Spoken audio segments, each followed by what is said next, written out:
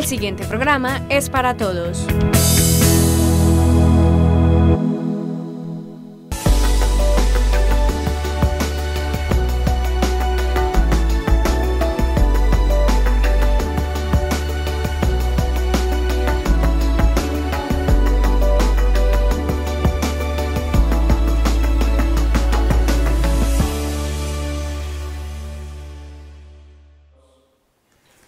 Televidentes de Tinteando con la Firma, buenas noches. Nuestro tinto de hoy no lo vamos a tomar con un invitado muy querido y es don Iván Darío Mendoza, con quien vamos a dialogar sobre muchos temas del deporte que tienen que ver con nuestro municipio. Don Iván Darío, buenas noches y bienvenido a Tinteando con la Firma. Buenas noches, Juan Carlos. Un agradecimiento muy especial por la invitación y un saludo muy cordial a la comunidad andina, a los televidentes de AUPAN especialmente. Don Iván, muchos lo conocemos a usted como una persona que ha sido un comerciante de toda la vida aquí en Andes, pero hay muchas facetas que muchos andinos no lo conocen de usted. ¿Quién es don Iván Darío Mendoza? Bueno, para empezar, Juan Carlos, pues habría que contarle a la gente que yo soy de Andes, nacido en Andes, pero en el 69 nos fuimos a vivir a Medellín. Allá estudié, allá trabajé y allá me formé como relojero.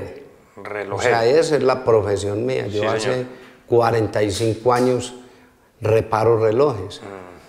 Y en el 74 me vine a trabajar aquí con el hermano mío en la joyería, con Rodrigo Mendoza, en la joyería Mendoza, y ahí vengo desde el 74 hasta aquí. Solo me ausenté en el 77 un año para irme a Medellín a trabajar en la agencia de relojes Cornavín. Ahí me regresé para acá, ahí conocí la mujer que hoy es mi esposa y aquí se me complicó ya la vida y me enredé y aquí me quedé. Entonces ya vino el resto de la historia. Es que nos metimos con el cuento político, con el cuento deportivo. Jugué en la selección del municipio varios años, cuando era el 11 andino. Y en el Consejo Municipal estuve 16 años, durante 5 alcaldías. O sea, a mí me tocaron todas las modalidades. Me tocó el Consejo ad honorem, cuando las alcaldías eran de 2 años. Me tocó el Consejo con viáticos cuando las alcaldías eran de 3 años, y me tocó el consejo con honorarios cuando las alcaldías empezaron a ser de 4 años. Toda esa transición le tocó a usted. Ahí estuve 16 años, estuve varios años al frente de los bomberos, en la parte directiva como presidente. Estuve varios años en Kiwanis, en Leones, en la Junta del Asilo.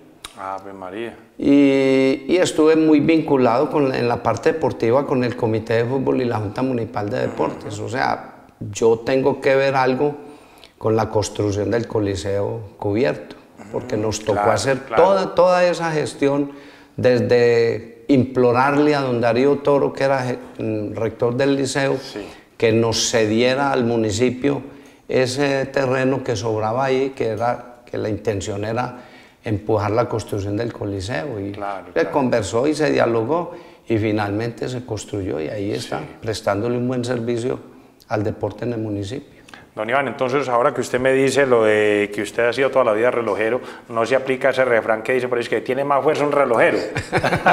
Pues hombre, yo creo que no aplica, porque la mayoría de los relojeros que yo conozco, pocos han sido deportistas.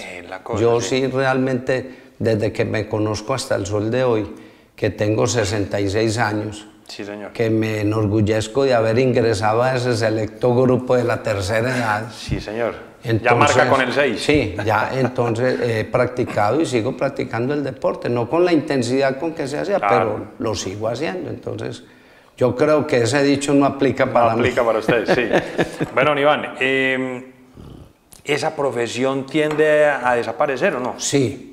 Esa profesión no está desacreditada, inclusive podría estar tomando un auge inesperado, porque realmente vino esa invasión de la relojería china y eso acabó con los relojes suizos que eran los más finos del mundo y aún siguen siendo. Pero ahora la gente no está muy interesada en esos relojes, la gente está interesada en los relojes de 10.000 pesos. Entonces, a nosotros los relojeros se nos facilitó la labor, ya quedó reducida a cambiar una pila, a cambiar una manilla, a cambiar un vidrio, a poner un pasador, a secarle el agua a los relojes porque no tienen ningún tipo de impermeabilidad. Ya los relojes suizos poco resultan para reparar, pero resultan. Lo mismo que los relojes automáticos y todo eso. Señor. Aún tienen vigencia, pero ya son menos frecuentes en los talleres. Y son más costosos. Y son más costosos, y son más finos, y duran más. Sí. Que diría uno, eso fue lo que ocurrió, que Suiza se fue quedando atrás porque estaba construyendo relojes para que duraran toda la vida. Entonces llegó la China y dijo, venga, vamos a construir unos relojes que duren 5 meses, 2 meses, 8 días. Y ahí está. Y eso es lo que compramos ahora. Y eso es lo que se vende. Sí. Don Iván, una inquietud. ¿Esa marca Cornavin todavía existe? La marca Cornavin no. La marca Cornavin primero era la marca suiza, que era la marca fina en los relojes, que era prácticamente la contemporánea con marcas como Invencible, como el Invicta, como el Rolex, como el Omega, el Bulova, todo eso, Longines, todo eso eran marcas finísimas, incluido el Cornavin. Pero llegó los rusos que quisieron incursionar en la relojería y montaron una marca de Cornavin ruso, que eso acabó con todos los relojes, pero por lo malo. Se vendía mucho, pero se dañaba muy fácil. Se dañaba muy fácil. Entonces el Cornavin en la práctica desapareció. Bueno, pues de pronto se aparta un poquitico del tema, pero es interesante. Un reloj que era marca Ferrocarril de Antioquia, ¿eso de qué marca en sí era en realidad? Eso era Ferrocarril de Antioquia. Lo que ocurre es que en Medellín se amañaban mucho los suizos y tenían oficinas y se amañaban mucho los judíos. Y un suizo se enamoró tanto de Medellín y se enamoró tanto del Ferrocarril de Antioquia que patentó una licencia para producir un reloj que se llamara Ferrocarril de Antioquia. Así fue como nació el Ferrocarril Tres Tapas de bolsillo. Claro. Que a propósito lo lucían con mucha elegancia y con mucho orgullo la oligarquía y la alta sociedad de Medellín, cuando empezaron a aparecer los cachacos de corbatín, de chaleco, y sacaban el reloj con la leontina aquí a un ladito y se le veía la cadenita y eran relojes de oro. No me digas. Eso todavía hay gente que los tiene guardados. Pero era suizo, era un reloj suizo. Un reloj suizo, construido en Suiza en la fábrica de relojes Marín. Que es una fábrica que tiene como 90.000 metros cuadrados, donde se produce todo eso. Mire, hombre, usted es un libro andante entonces, don Iván. Menos mal que soy un libro y no un Quijote. Sí. Bueno, don Iván, usted nos estaba diciendo ahora en su presentación, nos habló de deporte y nos habló de política, y las dos las manejó usted muy bien, sí. ¿Ese matrimonio hoy por hoy todavía existe o ya no se ve? Ese matrimonio primero tenía mucha importancia, porque cuando los que nos metíamos en el tema político y nos queríamos conseguir los boticos con la gente, por ejemplo en el caso mío que he sido deportista, prometíamos hacer cosas por el deporte. Hacer cosas por el deporte no es ir en campaña política y regalarle un uniforme a un equipo y decirle, venga, organíceme en una reunión, que yo voy a venir porque yo estoy aspirando al consejo. No, hacer cosas por el deporte es ir a aquellas comunidades donde no hay donde hacer deporte y empujar la construcción de una placa polideportiva. Yo creo que usted se ha dado cuenta que el corazón de las veredas y de los corregimientos son las placas polideportivas. Claro que sí. Ahí se reúne todo el mundo, toda la comunidad, allá llegan todos, porque ahí es donde se hacen los campeonatos, donde se hacen los actos cívicos, los actos culturales, donde se atienden las visitas importantes. Así es. Entonces, prometíamos y hacíamos. Ahora es muy diferente, pues, con el perdón de de los concejales y de la gente que está metida en esto, lo que se hace por el deporte es muy poquito. Es poco, sí. Pero eso tiene que ver con una cosa, Juan Carlos, es que el deporte es la cenicienta de la política. Y todos los días menos presupuesto. Porque todos los días hay menos presupuesto, los gobernantes no le paran bolas al deporte porque parece que el deporte no da votos. El difunto Sí. Leonel Ramírez, Sí. que fue un hombre que sacó adelante aquí muchos deportistas, pero muchos son muchos, y manejó el deporte durante muchos años y se le dedicó con alma, vida y corazón al deporte. Tenía una frase muy célebre y él decía que habían dos clases de personas muy ingratas en el mundo, que eran las más malagradecidas, que eran los deportistas y los estudiantes. Eso Y decía. él tenía por qué decirlo, porque él era deportista a través de la parte direccional. Sí, directivo, sí. Y la otra pues, de Profesor. los estudiantes, porque él era un profesor. Claro que sí.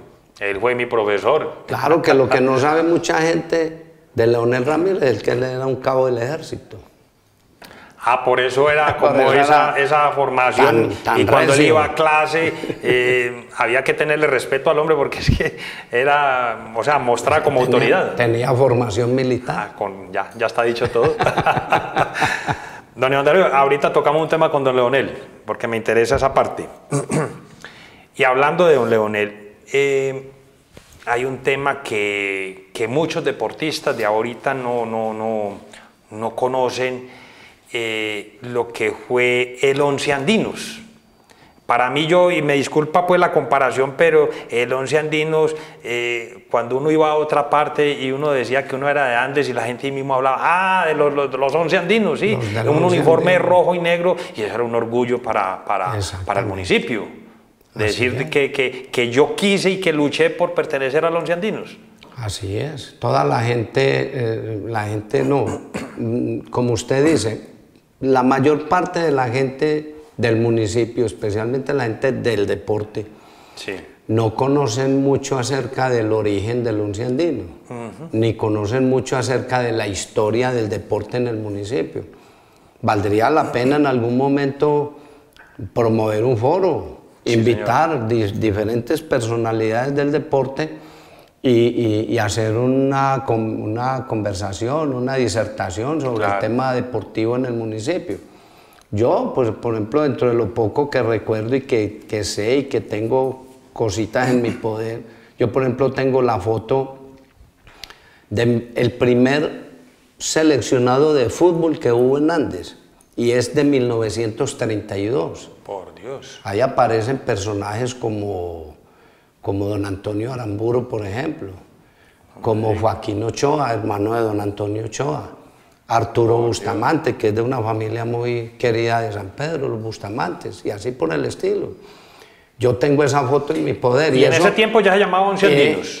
Yo hubiera querido traerla para mostrarla, pero no sabía que se iba a tocar ese tema. Sí. Ahí aparece el Once Andino con el uniforme rojo y negro, y aquí en la mitad dice 11 y una A. Ah, no me digas. O sea, Once Andino. Estamos hablando de 1932. Por Dios. De ahí en adelante ese uniforme perduró por muchos años. Muchos años.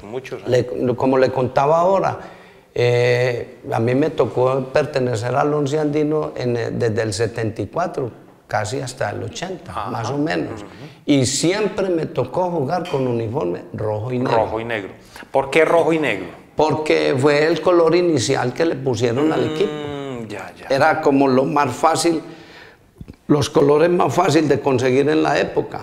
Un retazo blanco y un retazo rojo y un retazo negro. Sí. De hecho eran líneas verticales. Era mitad rojo y mitad negro. Sí. Era lo más fácil, como que era lo más fácil, porque en esa época los uniones se hacían añadidos. Claro que sí. Un retazo de un lado y un retazo del otro. Sí, señor, sí. Bueno, Iván, y pues yo recuerdo, no sé si era porque eran generaciones diferentes, no había tanta televisión, no había tanto medio de comunicación, pero la gente luchaba por pertenecer al Once Andino. Es que eso era una carta de presentación. Eso era un orgullo. Hoy es diferente. Jugar en el Once Andino en esa época y hasta muy adentrado, el siglo, casi hasta el 2000, eso era un orgullo jugar en la selección de Andes o en el Once Andino. Hoy por hoy parece ser que eso no importa porque poca difusión se le da al tema. Los muchachos hoy en día no quieren disciplina, no quieren entrenar, no aceptan que los manden, que les ordenen. Pues me disculparán los que se sientan aludidos, pero es la verdad. Sí, señor, sí. Hoy no se siente el mismo fervor. Hace unos años, póngale 30 años, 25, 20 años, se jugaba un partido aquí en la cancha y eso los domingos no cabía la gente. Recuerde, yo creo que a ustedes les tocó que las colas venían hasta aquí, hasta donde tenemos a Upán, buscando una entrada al estadio. Claro. Vaya, hoy en día puede ser el espectáculo que sea, la gente no va. Claro que sí. Porque no hay disciplina. No, y cuentan los viejos de un partido entre Andes y Jardín, eso era un clásico de clásicos. Era un clásico, un partido entre Andes y Bolívar. Eso era con piedra y todo. Sí, a nosotros, y policías los que quisieran. Yo recuerdo que nosotros necesitábamos un día en un torneo intermunicipal ganarle el partido a Bolombolo en Bolombolo, porque necesitábamos clasificar. Sí. Y la cancha de Bolombolo era un pantanero, pero de ese pantano podrido que lo que va dejando el residuo del Cauca, porque la cancha está allá a un ladito, y allá fuimos a jugar y le ganamos a Bolombolo y nos sacaron la piedra de allá. A Leonel le rompieron la frente de una piedra y nos tocó montarnos a la escalera y venirnos así con ese pantano pegado y todo hasta aquí, ir a la casa pues a bañarnos y todo, porque es que nos iban a linchar. Por Dios. Y se habla de que cuando hacían estos partidos entre Andes y Jardín, se apostaba mucha plata. No, eso... O sea, era un fervor tremendo pues, por ese equipo. Hay muchos personajes como era el difunto Jorge Saldareño, el amigo Gilberto Mejía, Agapito el odontólogo y muchos otros apostadores. Siempre estaban en la cancha los domingos tomando los aguardientes y cuando iba a empezar el partido se bajaban a la orilla de la cancha y nos llamaban a 2 o 3, los que hacíamos los goles. Sí. Mendoza, Largacha, venga, Molano. Hombre, pónganse las pilas, que hay un poco de plata apostada. Le cuento una cosa, nosotros nunca nos tomamos una gaseosa de cuenta de esas apuestas, pero poníamos todo en la cancha para ganar los partidos. Y la verdad, señor, pues nos iba muy bien. Claro. Don Iván, ¿se puede decir de nombres y de apodos de personajes muy representativos de ese Once Andinos? Muchos. Aquí, de los personajes que estamos hablando anteriormente del Once Andino, hay muchos como Guagua, como Huesito, como Molano, como Huevito, como Descuadrado, como, Panalera. Nando Vieja. Todo, Nando Vieja ya es más acá como la época mía, a pesar de ser Nando Vieja, era más nuevo. Nando Vieja, a propósito, mucha gente lo conoce, pero no saben que Nando tenía un hermano medio que le decíamos Mantequillo, que también jugó en la selección de Andes y era muy bueno. Ya de esta época para acá tenemos a un Jairo Rico, tenemos a Quirós, tenemos a JJ Galeano, tenemos a Edwin Jiménez, Jairo Toro, Avispa, que realmente se llama Sigfredo Ortiz, Largacha. Largacha, a propósito, el apodo de Largacha nació sin que él nunca hubiera sido portero, porque Largacha era un peladito cuando nosotros estábamos arrancando en el Once Andino, por allá en el 74, 75. Largacha estaba muy pequeñito y siempre que nosotros llegamos a entrenar ya estaba Largacha en la cancha. Y entonces siempre esperando que lo metieran ahí a jugar, a enrolarse, y siempre pues el único puesto que había acá ahí siempre disponible era el de portero. Era el de portero, sí. Y ahí se ponía que lo revolcaran. Y en esa época Nacional tenía un portero muy famoso que llamaba Luis Largacha. Entonces lo bautizaron Largacha. Y así mismo, con ese remoquete. Sin ser portero. Mire pues, qué historias. Don Iván, ahora fuera de cámaras, y me gustaría que los televidentes lo conocieran, pues todos tenemos como referente en el fútbol profesional a JJ Galeano. y me estrella usted contra la pared, digamos así, porque no, creo que no fue JJ Galeano el primero. Sí, es que volvemos a lo de ahora. Mucha gente no conoce la historia y entonces los que son de la época de JJ, que entre otras cosas JJ empezó en el Once Andino cuando ya yo estaba de salida.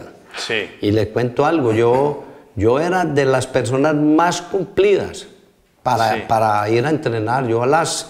Faltando un cuarto para las 6 de la mañana ya yo estaba sentado en las tribunas esperando que don Leonel tirara el balón para ir calentando. Claro. Y cuando JJ empezó a incursionar, cuando yo llegaba a la cancha ya él estaba acurrucado en las tribunas, cubierto con la camiseta, los pies y todo por el frío que hace en los estadios. Claro. Y él empezó. Entonces la gente que viene de ahí para acá no saben que Andes tiene un futbolista profesional que no es exagerar si se dice que es una leyenda del fútbol colombiano, que se llama Tato González. Realmente él se llama Jorge González, pero toda la vida le dijeron Tato González. Él jugó en el Pereira, jugó en Nacional, en la época dorada de los puros criollos de Nacional. Sí. Los extremos de Nacional, por la derecha era Tato y por la izquierda era Gustavo Santa, que eran famosísimos en la época. Sí. Y Tato después jugó en Millonarios, jugó en Junior y jugó en la Selección Colombia. ¿Cómo así? Y no era que pasara desapercibido, porque era un extraordinario jugador de fútbol y era goleador. Mire pues. Y es sobrino de Fernandito Vélez, el papá de un muchacho que lo conocen mucho aquí en el medio, que le dicen Palizada. Le Palizada. Ah, mire pues. Entonces, qué curiosidad. Tato González estuvo más años dentro del fútbol que JJ, porque a JJ lo mató una lesión que lo obligó a retirarse muy temprano de las canchas, pero no dejó de dejar huella porque era un extraordinario goleador, era muy disciplinado. Sí. Bueno, Iván, usted desde hace rato viene hablándome de don Leonel Ramírez, de su formación militar, como profesor, como director de deportes. Hay un detalle del que hemos hablado mucho por ahí en muchos corrillos acerca del estadio de Andes. Unos dicen que es el estadio municipal, otros que es el estadio del Juan de Dios Uribe, otros que es el JJ Galeano, y ahora ya resulta de que es el estadio Leonel Ramírez. Pues me gustaría que usted de pronto nos diera un poco de pistas sobre cómo es esto del estadio Leonel Ramírez. Pues hombre, Juan Carlos, vea. Cuando yo llegué en el 74 aquí, como le relaté ahora, empecé a meterme en el fútbol. El primer paso que hice, como yo me había ido hacía tanto tiempo, yo venía de ser campeón departamental intercolegiado de fútbol con el Liceo San Javier de Medellín, que por esa época era lo mejor que había en Medellín. Y por ende estaba activo. Sí, señor. Entonces yo llegué aquí y a los 2 días de estar aquí me fui para el colegio. Y yo, hombre, yo tengo que mirar a ver si don Leonel Ramírez está todavía por ahí dirigiendo equipos o qué, pues yo necesito meterme para no perder forma. Y me lo encontré en el patio en clase de educación física, entonces esperé que terminara, me bajé, lo saludé y le dije, hombre, don Leo, yo necesito saber si usted está dirigiendo algún equipo en el momento. Yo ya le conté pues de dónde venía y que estaba activo, y me dijo, hombre, yo en este momento lo que tengo es la selección del colegio, si quiere venga así a entrenar y lo metemos en la selección del colegio. Y efectivamente, ahí arranqué, y ya de ahí en la selección del colegio pasé al Once Andino, porque todavía se llamaba Once Andino. Once Andino, sí. Y él era el que lo convocaba y el que lo entrenaba. Yo sé que el estadio toda la vida se llamó Estadio Juan de Dios Uribe, toda la vida. Sí, señor. No porque fuera del colegio, sino por estar al pie del colegio, que se llamaba Juan de Dios Uribe. Entonces, así se llamaba. Claro. Resulta que yo con el tiempo resulté muy metido en el tema directivo. Ya me pidieron el favor de que nos metieron, conformáramos un comité de fútbol al cual pertenecía Espíritu Becerra, Noé Pareja, Hugo Arango, y empezamos a formar unos torneos interbarrios que eran famosísimos. Aquí resultaban los equipos, el famoso Vasco de Gama, Sí, señor. el equipo de la Estación, el equipo de la Plazuela, el equipo de San Pedro, el equipo del Hoyo. Eso era extraordinario. Sí, señor. Eso era una cosa que convocaba. Entonces, empezamos a ver que la cancha estaba en muy malas condiciones y el estadio como tal era un estadio destartalado. Entonces empezamos a recaudar fonditos y a hacer platica y a hacer rifas y a recaudar taquillitas y a traer equipos para la selección, para el Once Andino. Y cuando teníamos ya unos pesitos, dijimos, vamos a hacerle un arreglo al estadio. Y cogimos y le hicimos unos tramitos de tribuna que hacían falta.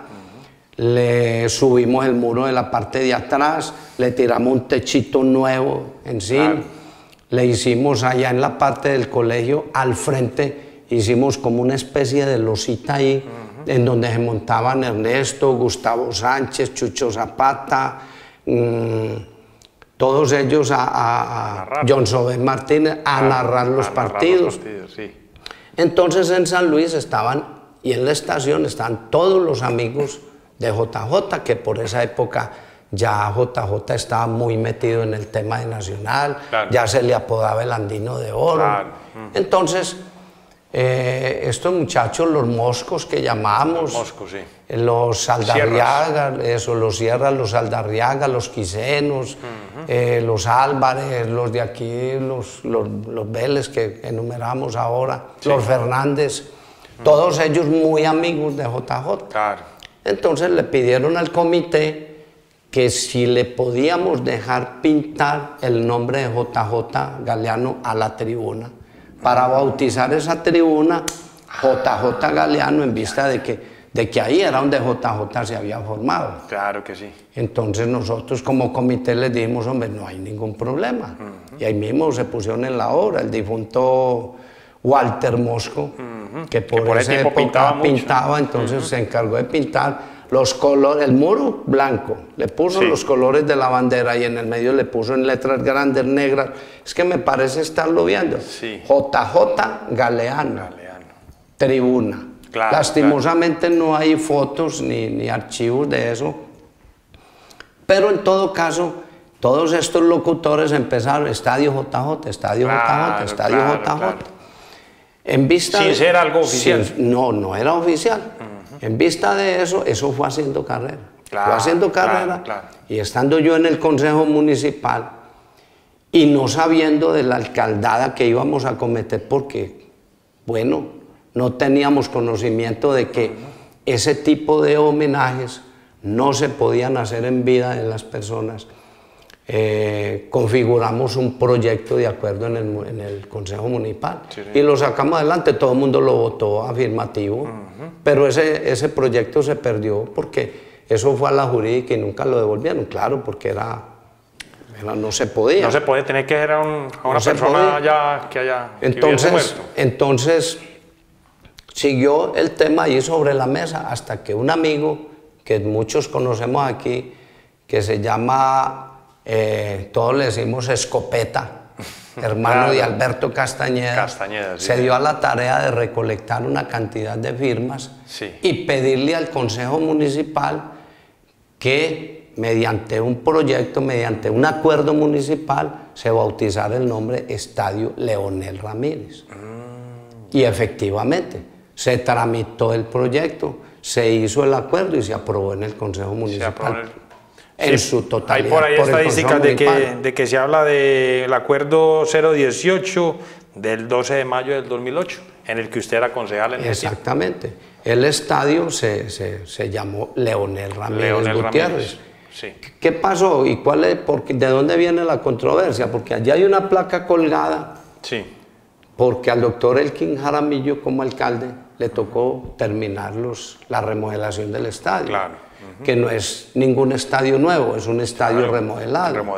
Entonces, el hecho de que usted le meta unos recursos y remodele un escenario que es del Estado, que tiene un nombre, no le da pie para que usted, como alcalde, le cambie el nombre a su manera.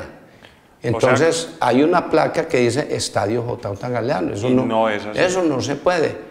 Es también en parte ingratitud con don Leonel, que formó al mismo JJ y que formó a tantos deportistas en el municipio. Quizás puede ser un desconocimiento. Claro, eso para mi concepto, yo creo que el doctor Elkin Jaramillo no lo hizo de mala fe, sino que simplemente desconocía y de pronto hasta desconocía el tema de que eso no se puede por la Constitución no lo permite. Claro que sí. De hecho, yo no sé si muchos recordarán, por esa época se le hizo la primera remodelación al Colegio San Peruchito y estaban tan agradecidos que lo bautizaron Francisco Zapata Ospina. Cuando eso Francisco Zapata, el famoso Pacho Zapata, estaba de secretario de gobierno departamental, estaba en la gobernación de Antioquia o en la asamblea. Entonces, como muestra de gratitud, querían bautizar el colegio y allá hubo que ir a descolgar la placa porque eso no se puede. Claro que sí. No se puede. Don Iván, se nos acaba el tiempo y con usted se puede dialogar de tantas cosas. Hay muchas anécdotas y muchas historias para contar, pero tendría que ser en otra oportunidad.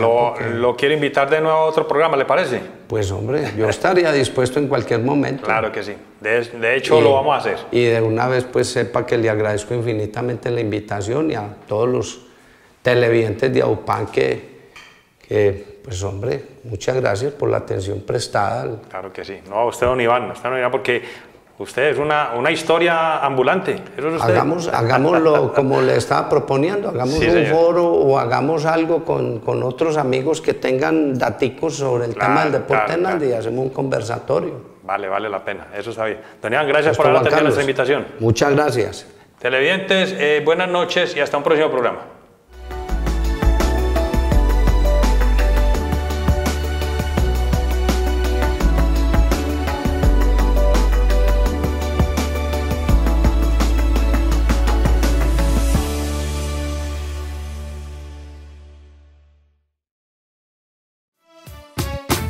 AUPAN, la televisión de los andinos.